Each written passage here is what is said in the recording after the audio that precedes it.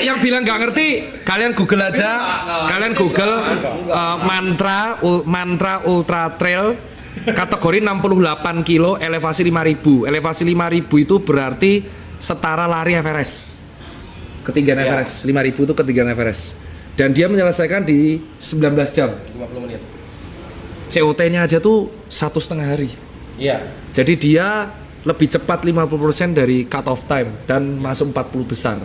Wasu itu. Dan ini mau nyoba Bromo Tenggarang Semeru akhir tahun ya? November 100 kilo. Itu elevasinya dari 10.000 alias 2 kali Everest. Itu gila itu. Mulai sekarang gua gak bakal ngomong apa-apa kalau Wah gila. Itu gak bisa dilawan itu. Kalau adu uang semua orang bisa, tapi kalau flexing pernah lari 100 kilo tuh sulit coy. Oke, sembah coy. Sembah. Ampun coy. Ampun kalau itu kalah coy. Kalah.